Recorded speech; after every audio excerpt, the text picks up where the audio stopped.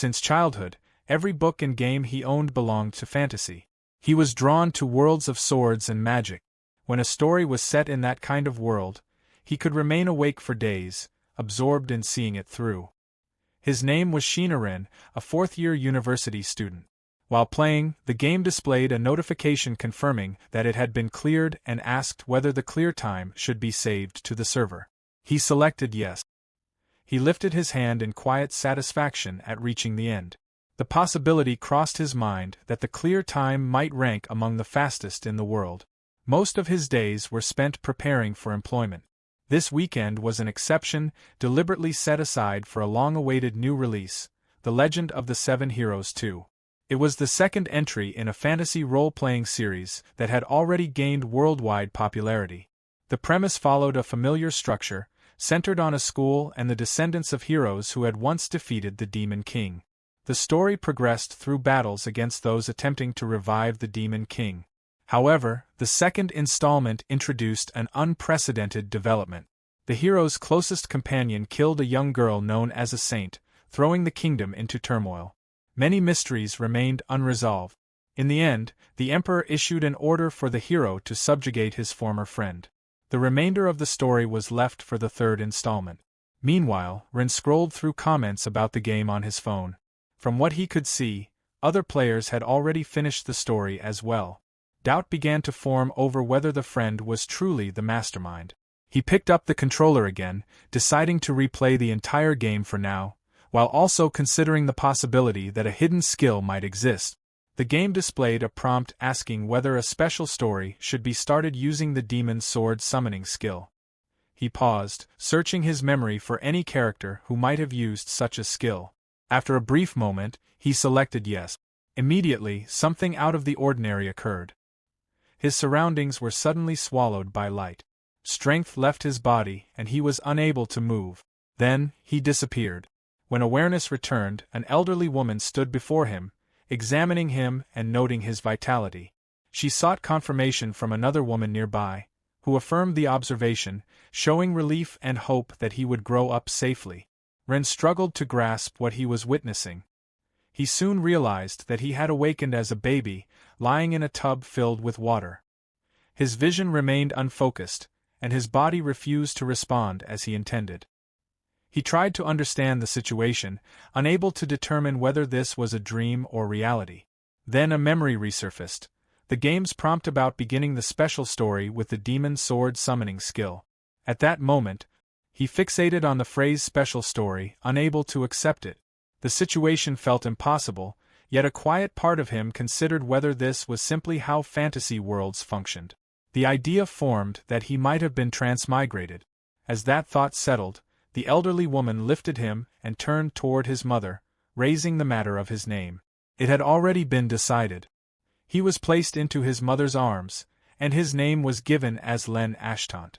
That name existed within the legend of the Seven Heroes too.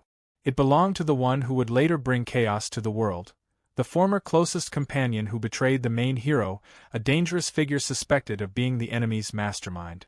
Len could only accept it as some kind of error. He could not understand why he had been placed inside the game at all. Despite his original name and this one sharing the same sound, he had no connection to that character. The question remained, heavy and unavoidable, as to why it had to be him. Several years later, Len began practicing swordsmanship with his father. During training, his father knocked him down and pointed out that jumping without purpose only created openings. Len accepted the correction without resistance. While Len remained on the ground, his father checked his condition and brought the training for the day to an end. Len expressed his thanks. Len admitted that he could not move his body. His father dismissed the concern and acknowledged his effort, noting that Len's movements were far beyond what would be expected of a 7-year-old. Spring had arrived. Time had passed quickly, and more than 7 years had gone by since Len was transmigrated. The setting was the Leomel Empire, a Western military nation on the Elfin continent, in one of its unnamed villages. At first, the situation had been a shock. In the beginning, Len struggled to accept reality. After spending half a year living in the body of a baby, that resistance gradually faded. Since then, he had kept his status as a transmigrator hidden from his parent. One day, something appeared from his wrist, known as a status screen. Unlike a game interface, it displayed no level, physical strength, magic power, or attack strength. To Len, this absence made it feel more realistic. However, he had never heard of the skill called demon sword summoning. There were also skills referred to as hidden skills, tied to a grinding process. In a second playthrough, 3 existing skills could be combined to create a new, original skill. There were also unique skills, abilities limited to specific individuals. As Len examined the status screen, he recognized that demon sword summoning belonged to this category. At that moment, a sword rose from the ground. At present, Len was only able to summon the demon sword of wood. It was small, and the result left him unsatisfied. According to the description, proficiency in demon sword summoning increased through repeated summoning and use of the weapon. As that proficiency rose, the sword's capabilities would continue to develop. One listed ability allowed limited use of natural magic attack. In practice, this meant manipulating plant growth for combat purposes. Len understood that this was not something he could attempt inside his room. By fulfilling certain special conditions, the number of demon sword types he could summon would increase. Even if both the demon sword of wood and the demon sword summoning technique were raised to level 2, the next sword to be unlocked would still be the demon sword of metal. Each summoning consumed the magic power within his body. If that power was exhausted, it would result in a severe headache. In the worst case, he could lose consciousness. To avoid that outcome, Len needed to train every day and steadily build his magic power. If this were a game, easier methods of raising levels would exist.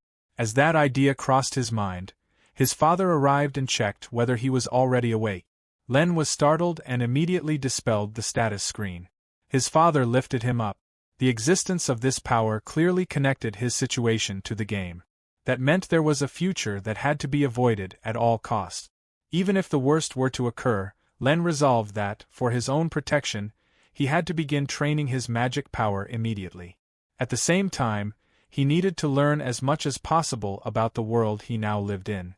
Len was now 7 years old. When his father returned from hunting, Len welcomed him back. His father suggested that it was time for Len to begin sword practice, and told him to choose a wooden practice sword from the storeroom. Len was pleased and accepted. His father instructed him to attack with everything he had. Len was confused at first. His father explained that he had never taught swordsmanship before and that this was how his own father had trained him. Len accepted the explanation.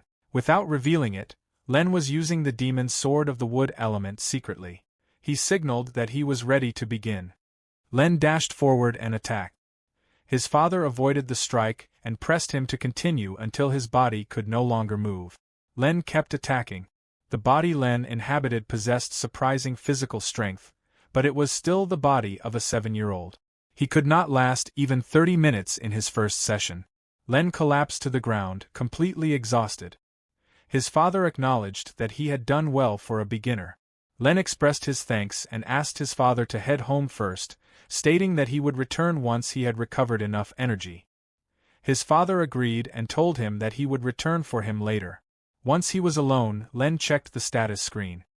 His proficiency had increased, the result of using the demon sword of wood. From that day on, his routine settled into a steady pattern. He studied in the morning, then trained with the sword alongside his father in the afternoon. The demon stone, an item taken from a monster's body, was also meant to play a role. Although Len could raise his proficiency with the demon sword, the stone his father had given him showed no reaction. It appeared that it would only respond to one he hunted himself. In short, unlike the legend of the 7 heroes, nothing was being made easy for him. Len understood that this meant he had to take everything seriously. Before long, another month passed. Len and his father were training once again. During practice, his father noted that Len's movements had improved compared to before. Then, without warning, his father charged in. Len was corrected for losing his balance too easily. He was advised to focus more strength at his waist before being taken down. His father checked on him and brought the day's training to an end. Len refused to stop, insisting that he could continue and asking for just a little more. His father cautioned him against pushing himself too hard, warning that doing so would only lead to injury. He pointed out that Len was already training at his limit every day and acknowledged his effort. As Len got back on his feet, his father told him to rest before dinner and walked away. Len expressed his thanks. When Len checked the status screen again, he saw the result of his persistence. Only a few more days were needed before the demon sword summoning technique leveled up, with its progress now at level 1, 88 out of 100. Len lay down on the ground to rest, a faint smile on his face. Even after pushing himself past his limits every day, his progress increased by only 2 points at a time. Seen as a step toward leveling up, it did not feel unbearable, perhaps because of his perspective as a gamer. Lately, however, training had begun to feel a little more engaging. At home, his mother, Milieu, gently held his hand. She noticed another blister and remarked on how, despite his fine hands, the training continued to wear them down. She added that the regimen might be too harsh, noting that his father, devoted to physical discipline, tended to push too far. Len reassured her that it was fine. He said that he enjoyed learning more about swordsmanship. Milieu acknowledged his words. The Ashton family had long been a line of knights who protected the village, and she found Len's affection for the sword admirable. Curious, Len asked whether she disliked swords. She explained that it was not dislike, but fear. When he pressed for what she meant, she told him that even when his father had been young, swords had consumed his every thought. He had been a courageous warrior, fearing neither battle nor monsters, and had saved her many times. Yet, she admitted, a persistent worry had always lingered, that the very bravery that defined him might one day become a curse, and that the trait she admired could also be the reason he would be gravely hurt. Even the thought of it filled her with fear. Len falls silent. His mother continues, saying that she holds the deepest respect for her husband. The monsters he hunts provide their family with steady income, and the meat can even be shared with the other villagers. At that moment, her husband appears from behind. He tells her not to worry, adding that he is strong and will not be brought down by the monsters in this area. He says that he is far more careful than he was in the past, and that his family's happiness matters more to him than anything else. Milieu is moved by his words. That night, Len lies in his bedroom, thinking about family. In his previous life, his parents had divorced early, and he had gone with his mother. As the years passed, their conversations grew fewer. By the time he became an adult, she no longer came home. Len feels grateful that she had still allowed him to go to university. Perhaps there had been things he never understood back then. With those thoughts, he falls asleep. Morning comes and Len trains with his father again. He collapses to the ground once more, and his father says they will continue tomorrow. Len agrees. Evening follows, then sleep, and then another morning. Compared to before, Len feels more fulfilled with each passing day. His routine repeats. Sit-ups with his father's assistance, sword practice, study from books, and dinner with his family. Another morning arrives. During training, he falls to the ground again. His father checks on him and calls a halt for the day. As Len starts to rise, he refuses, insisting that he can continue. Then he senses something different. His father notices at once and asks what is wrong, wondering if he has hurt himself. Len shakes his head and says it's nothing, though he notices his body feels lighter. He announces that he is starting, then dashes toward his father with speed and strikes. His father is taken aback. He is shocked not only by Len's speed but also by the sudden strength behind the attack. Excited, he urges Len to do it again, to charge without pause. Len agrees. He attacks again, moving even faster this time. Len himself can hardly believe it. His speed, the power in his arms, everything feels sharper, stronger. As they exchange strikes, his father wonders what just happened. His son has grown stronger in an instant. Then, with one strike, Len breaks his father's wooden sword in half. His father exclaims in surprise, starting to realize something, but before he can finish, he dodges Len's next attack, lifts him into the air, and praises him. He beams with pride, recognizing that Len has become a skill-bearer. Milieu asks what has happened. His father replies that, without a skill himself, he cannot be certain, but it seems Len's training has caused his skill to level up. There is no other explanation for such a sudden increase in strength. Len realizes that the next level of his ability, physical ability up, small, has activated. His father declares that he had known it would happen. Len should not remain tied to this small village. He should go to the capital and make a name for himself as a knight. Len is startled by this. Milieu remarks that it is impressive and wonders what the skill might be.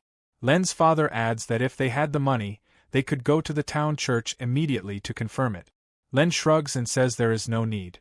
Not knowing the skill's name will not harm him, and he does not see a reason to check. His father asks whether he is serious, noting that most children would be eager to know. His mother adds that he seems a little too indifferent. Len answers that there are their rules and there are his. Privately, he understands why. A rare skill called demon sword summoning is something even his father has never heard of, and revealing it would only invite trouble. His parents fall silent. Len says that, if possible, he wants to live peacefully and quietly in this village. He tells his father that rather than becoming a famous knight, he wishes to succeed him here. By hunting monsters together, they could increase their income and help the village prosper. And if the worst were ever to happen, he could protect his father.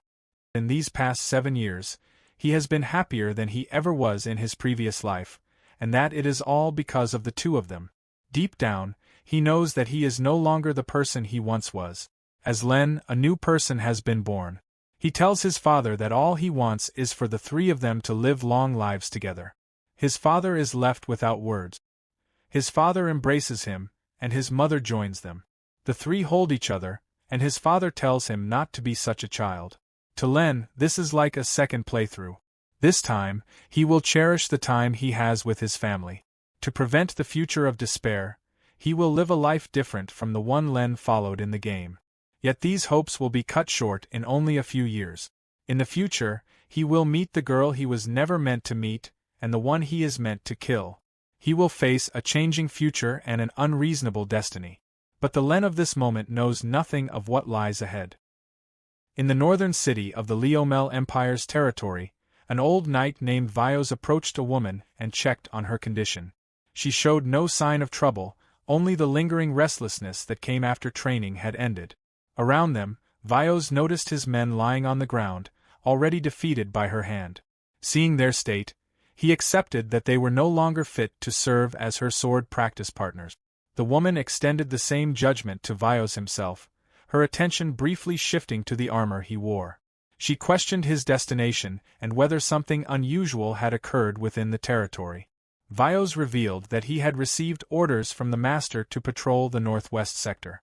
The assignment alone suggested the seriousness of the situation, given his standing. He then disclosed that his true objective was the subjugation of a beast, one troublesome enough to warrant his dispatch. The mention of a beast caught her interest, the word lingering between them. Far away, in the northwest region of the territory, Len stood still as he observed his status screen. 3 years had passed since the first time he had leveled up. With the demon sword summoning technique now at level 2, the effects of level 3 were visible to him. However, he had exceeded the required proficiency by a small margin, and the pace of his growth had begun to feel slow. As his eyes traced the numbers on the screen, the long stretch ahead became clear. 3 years had brought him to 659, while 1500 still felt distant. The reason was not hard to trace. Len had not trained without interruption. There were days when he could not even hold a sword, occupied instead with farm work and preparations for the coming winter.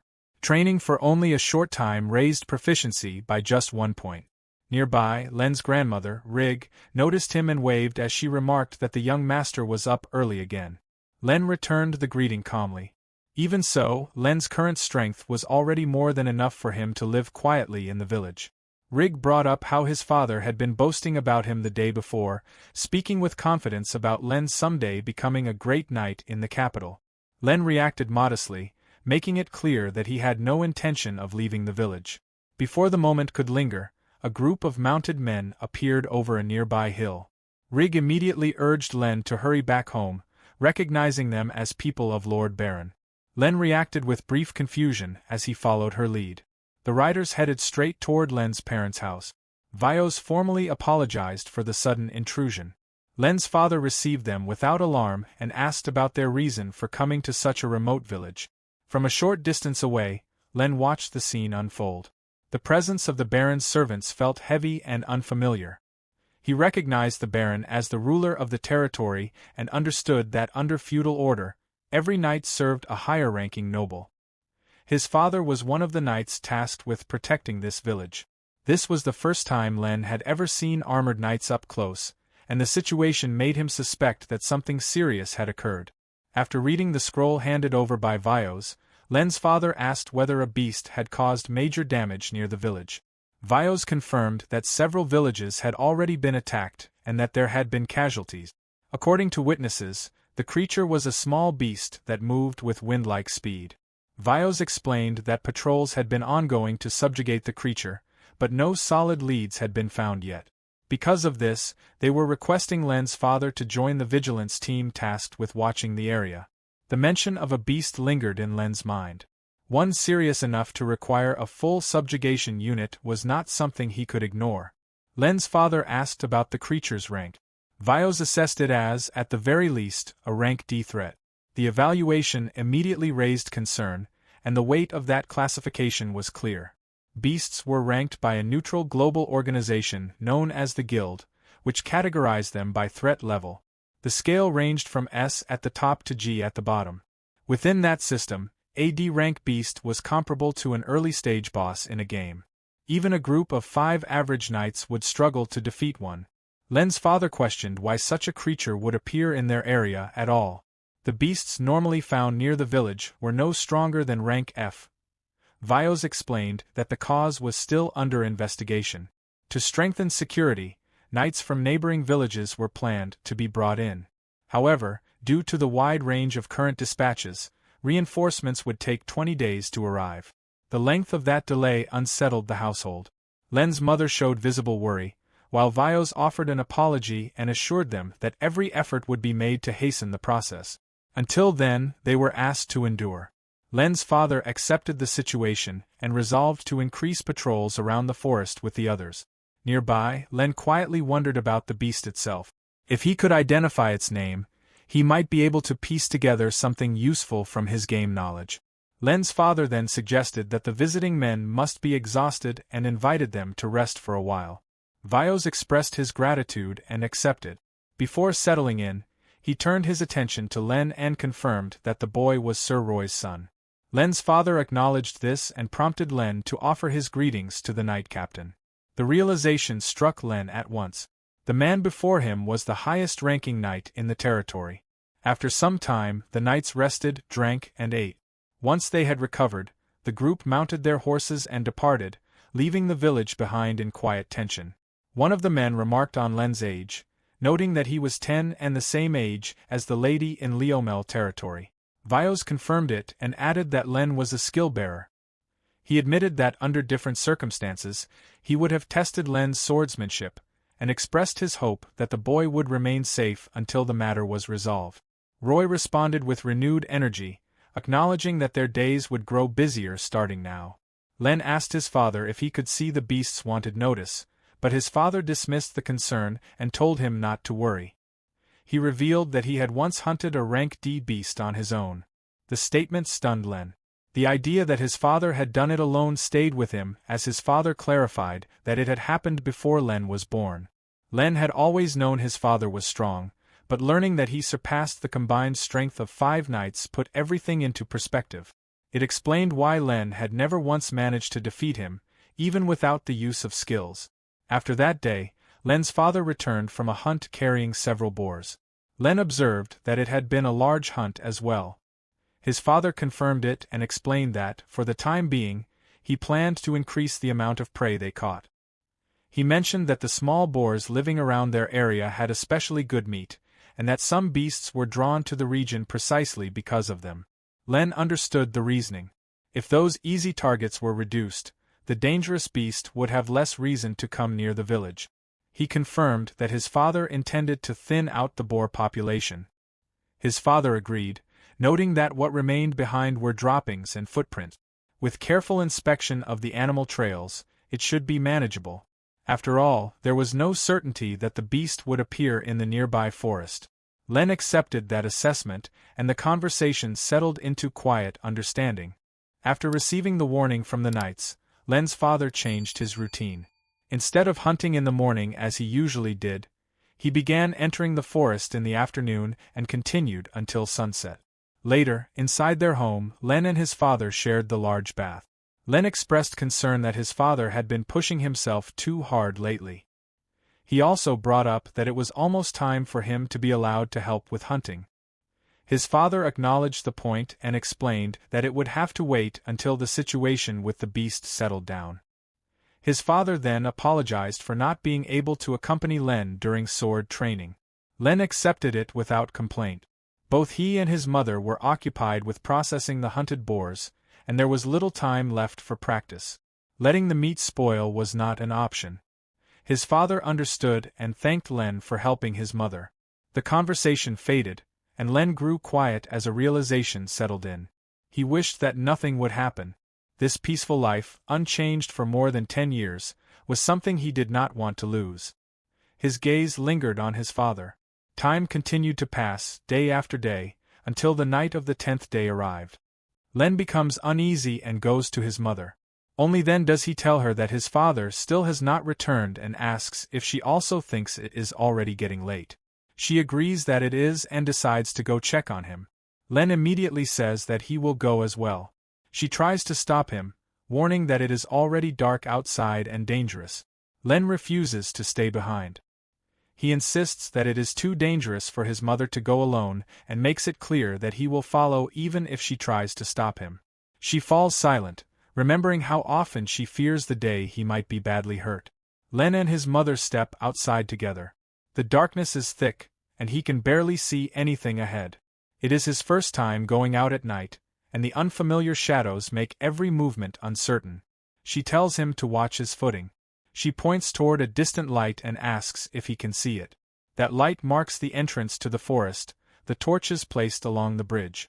She draws his attention to the sound of flowing water and warns him not to slip into the river that separates the forest. As they continue, Len notices his eyes slowly adjusting to the dark. She tells him that they can only go as far as the bridge. Beyond that point lies the territory of the beast. Then she notices something. On the other side, beneath a tree, a man is sitting. She recognizes him as her husband and calls out to him. The man turns back toward them. Len realizes it truly is his father, and his mother is relieved that Roy is alive. Still, something feels wrong. Len wonders why his father would be in a place like this. They run toward him. Up close, the situation becomes clear. Roy is badly wounded, his body covered in blood. He is clutching his abdomen, where a serious injury has left him barely holding on. Milieu urged her husband to regain his composure. At that moment, Len caught the sound of approaching footsteps. He raised his torch and directed its light toward the darkness ahead. Without warning, a boar burst forward and charged straight at him. Len managed to stop it by bracing against its open mouth, but the force pressed in as its jaws began to close around him. Milieu struck the boar from behind. Len directed her to retreat as 2 more boars emerged nearby. At first, he struggled to hold the weight in front of him, but then the pressure shifted.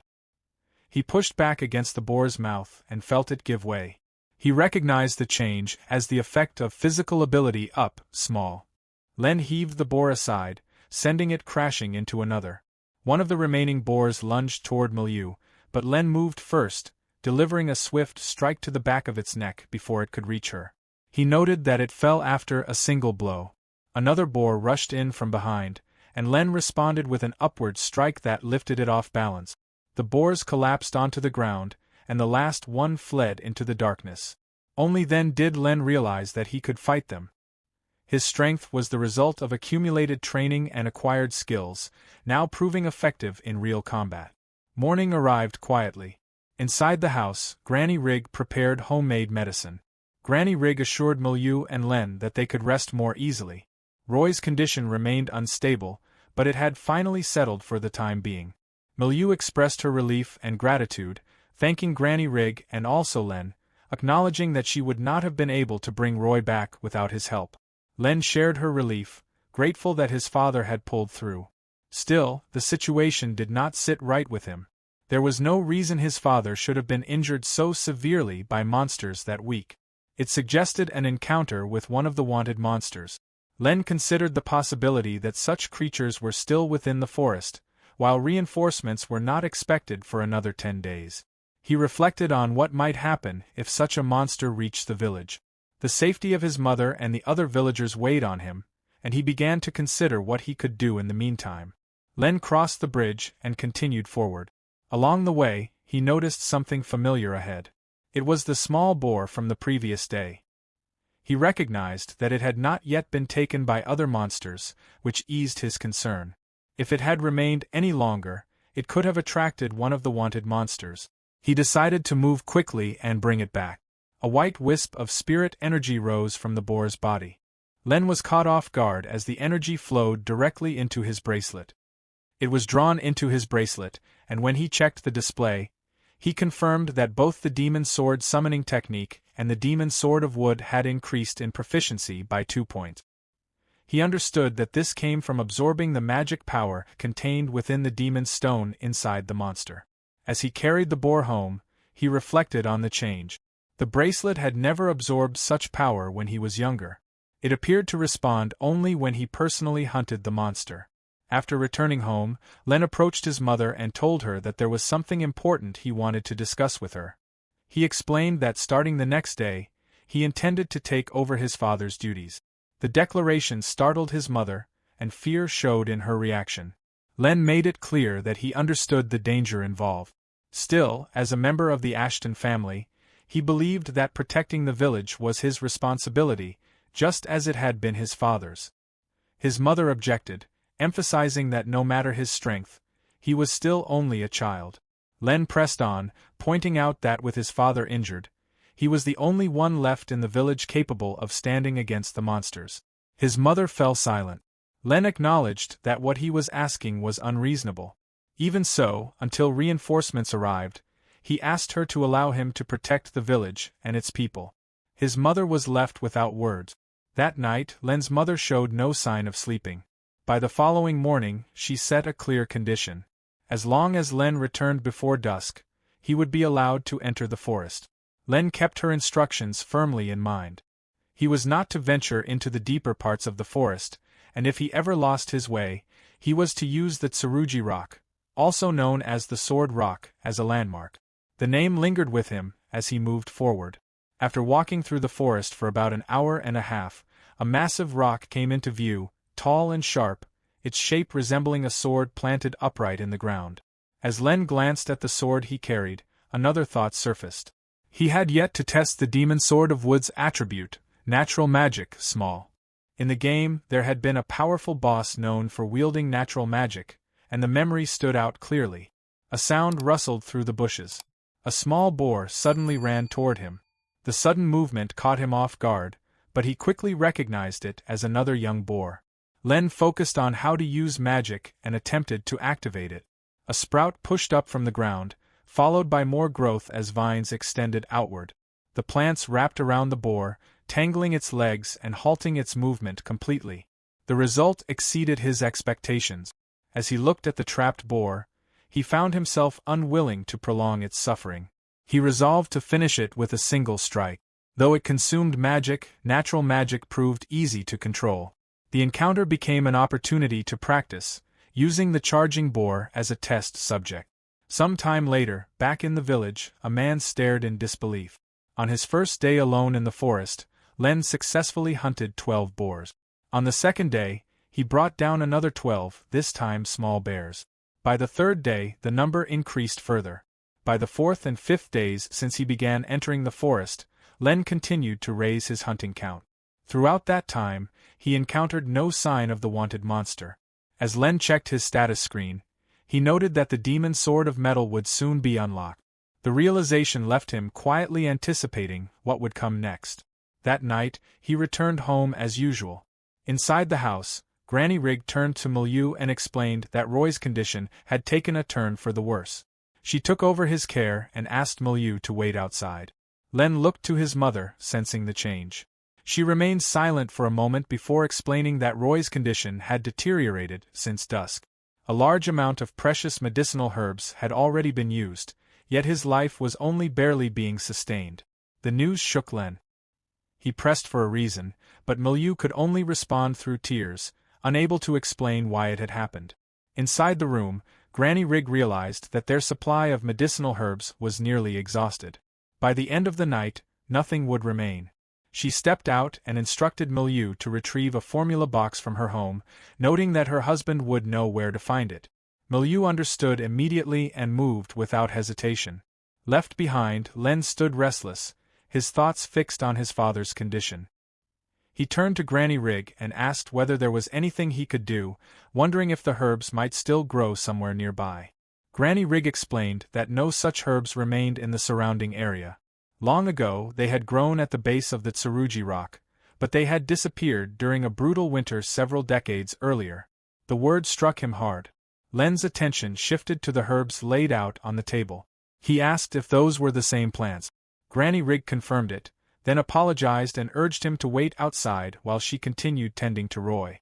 Len stepped out of the room, his mind racing. He kept thinking about the herb, rondo grass. There was no mistaking it. It was a healing item he had relied on countless times in the game. The thought lingered. Could it really be extinct? He would not believe it until he saw it with his own eyes.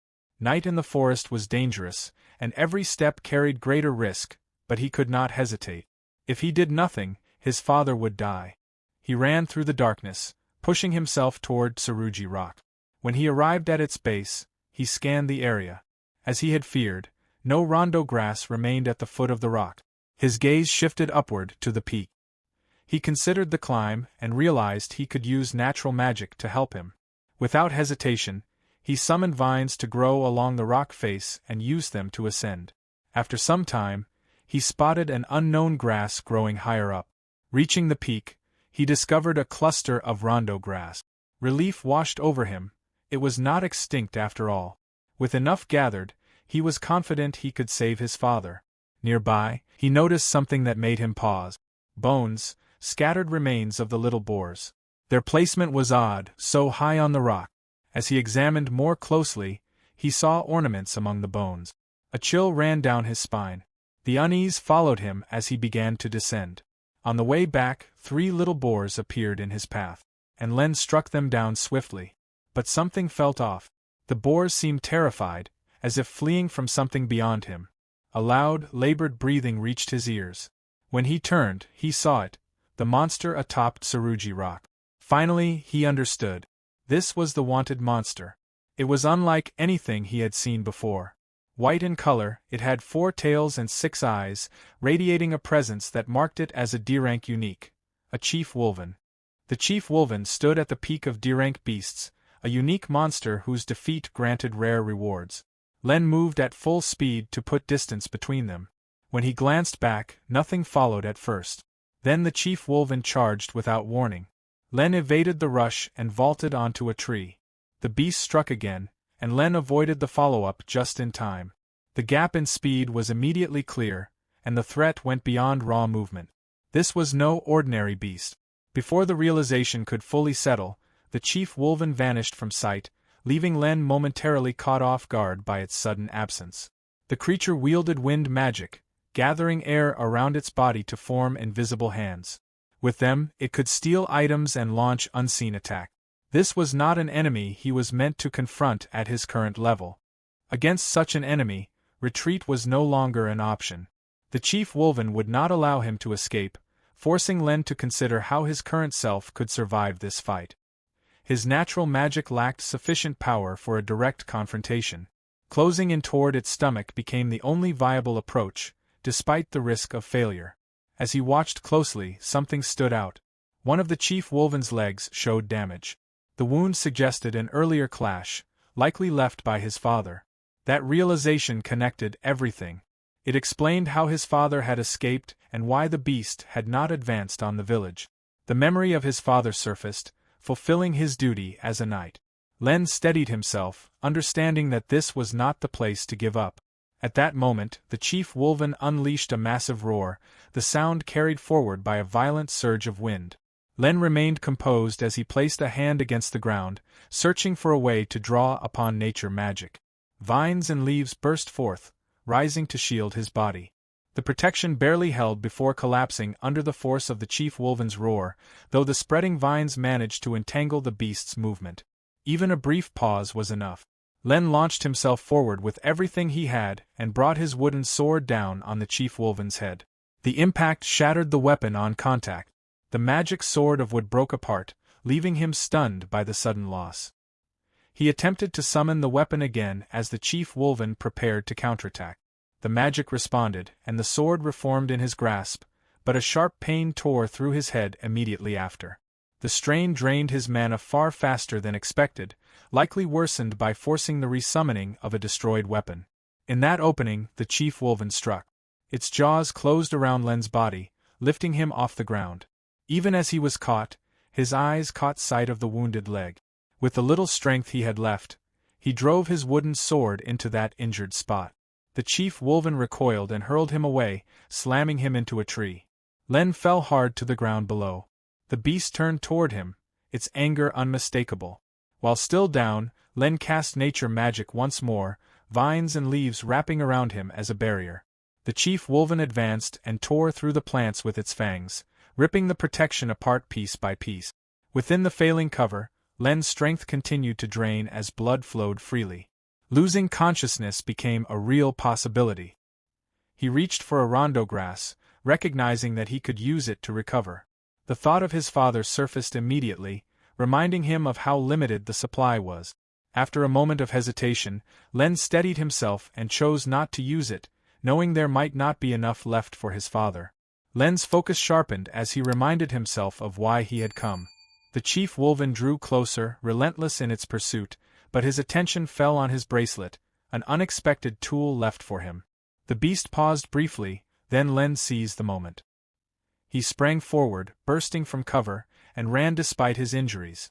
The chief wolven gave chase, growling as it closed in.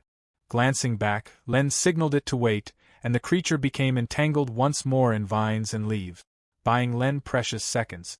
Len's mana was completely drained. He forced himself forward as the chief wolven tore free from the vines once again. There was no time left to stall. His path turned toward the corpses of the little boars he had slain earlier.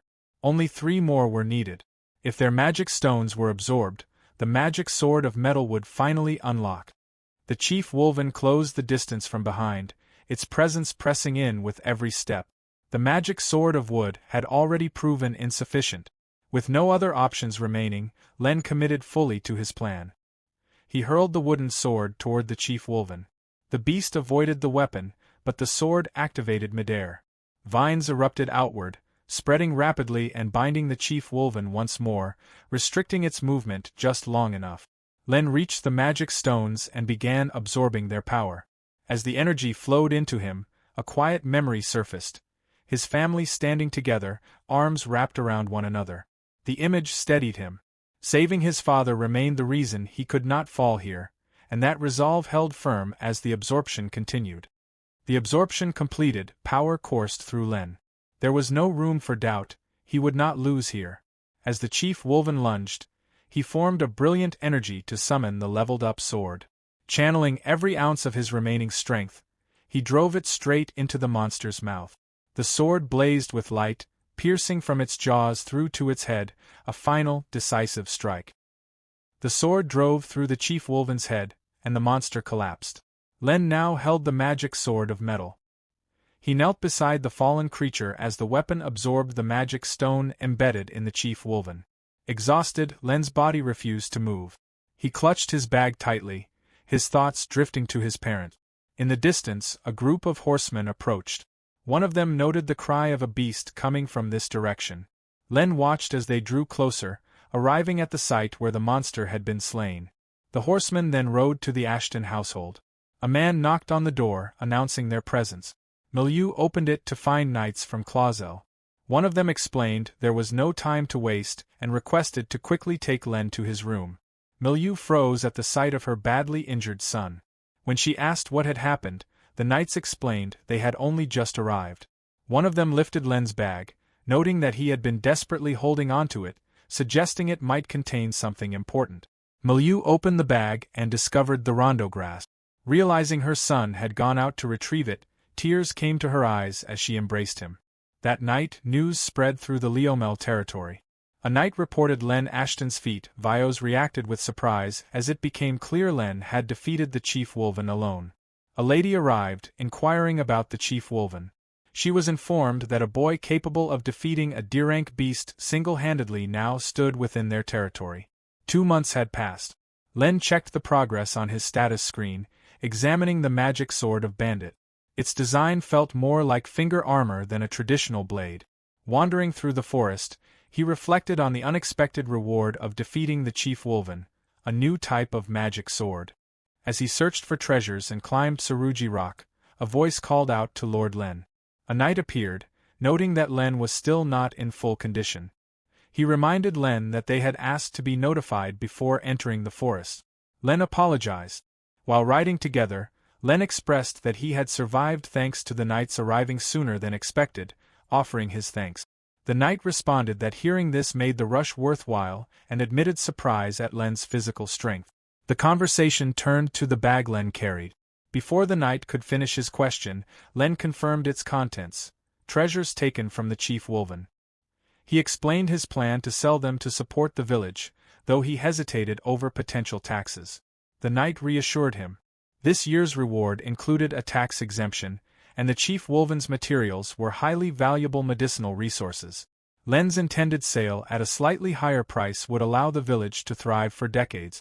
Len responded with quiet satisfaction, recognizing the impact. Back at the Ashton household, Sir Roy had finally risen. He greeted Len with happiness, having heard of the treasures he had acquired. As Len handed the treasures to his father, he humbly credited his success not to himself alone, but to his father's guidance, which had made it possible to overcome the beast. His father laughed softly, noting that Len was still as selfless as ever. He asked if there was anything Len wanted for himself. Len requested the beautiful stone his father was holding. It was, if he remembered correctly, the Salacia Pearl, an item of extraordinary rarity, even among the treasures dropped by the Chief Wolven. He also showed his father the bracelet he now wore, quietly asking if he could keep it. His father nodded, allowing him to do so. He reminded Len that his actions had been reckless and had caused him worry, then patted his head. Still, he acknowledged that Len had done well, risking his life to protect others, and told him he was truly remarkable. With that, a long period of peace settled over the nameless village. Outside, Len went about his daily chores. He noticed a girl sitting on the rough stone wall. She, in turn, noticed him. He realized immediately that she was not from their village. The girl asked if he was Len Ashton. Confirming that he was, he hesitated, sensing a familiarity he could not place. In that moment it became clear. This was a fateful encounter and the beginning of a new story.